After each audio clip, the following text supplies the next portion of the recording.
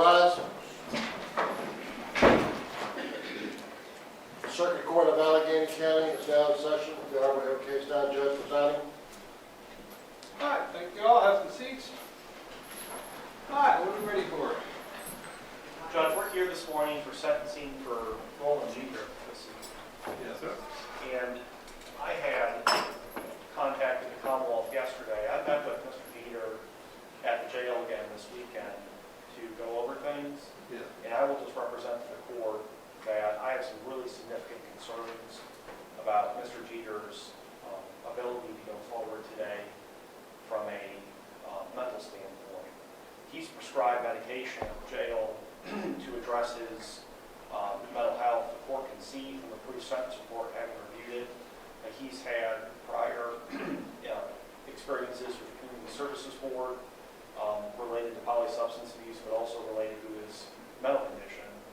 And to be candid with the court, when I met with him at the jail, I'm not comfortable going forward with his sentencing, at least until he can be medicated. He needs to go back onto his medication.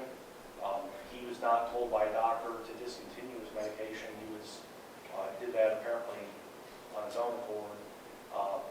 I have some concerns about his ability to understand the proceedings. I have some significant concerns about his ability to assist me in his defense for today's sentencing hearing. And I've talked to folks that know him, who've talked to him over the last 4 or 5 weeks when they've noticed a change in his mental state, and they've expressed similar concerns to me. This sentencing's never been continued before. He's being held without bond. He'll continue to remain in custody. But what I'd like the court to please do is set this matter over, allow him to get back on his medication regimen, see if that improves things. Perhaps we can enlist Dr. Lair or someone to go by the jail just to talk to him and make sure after he goes on to his medication that he has an awareness of what's going on. I have seen this during my representation in our office's experiences with Mr. Jeter over the last year, where there was a different role in Jeter sometimes, and given his mental state this weekend when I talked to him, Judge, I don't feel comfortable going forward. Dean, I'm not sure exactly what you're asking for, though. You're asking for evaluation to determine his competency to participate in his own defense, or you're asking the court to order him to take his meds? What are you asking me to do? Judge, we're asking for the court to do 2 things: to order that the sentencing hearing be continued for a period of 60 days, and to order that his competency be evaluated by a licensed psychologist to visit him at the jail to determine that he can assist in his own defense. Tom, what was your point? Judge, Mr. Dean indicated that he had contact with the Commonwealth yesterday. Apparently he sent an email to my office at 6:58 last night. Although I was in the office until 7:30, I did not see that email until this morning. My question was he moving for a competency evaluation? And the court answered that. We have witnesses that have come here from Stanton, from Martinsville, and from a number of other places.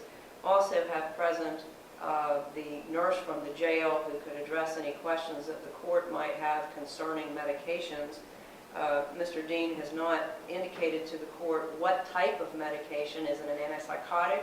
Is it just a depressant? Is there some sort of medication that he's not taking that would affect his mood?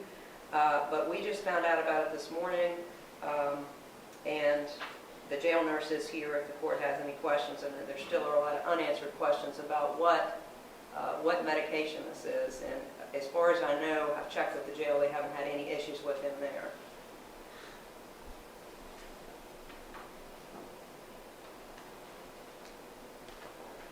Well, I mean, obviously, Mr. Jeter has nothing, and Mr. Dean has nothing to gain by trying to just postpone this. Mr. Jeter's in jail, and he's certainly not going anywhere.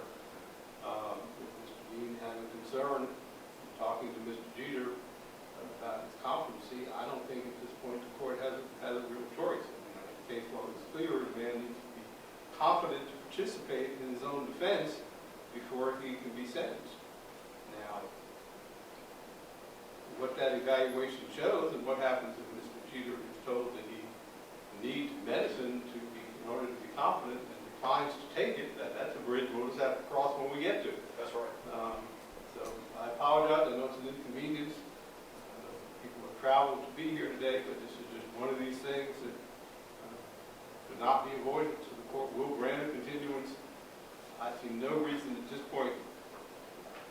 I doubt 60 days is going to do it for an evaluation, but backed up as they are, so we're probably going to need,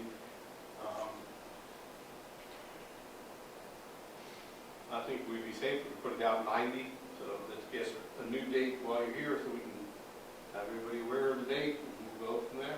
Yes, sir.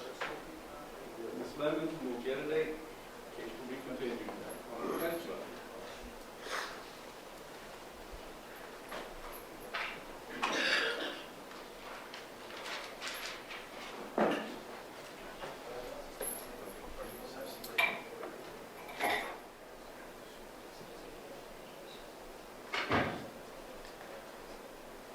We need to look for new sentencing date about 90 days out. I didn't ask Mr. G, do you understand what your lawyer is proposing? Yes, sir.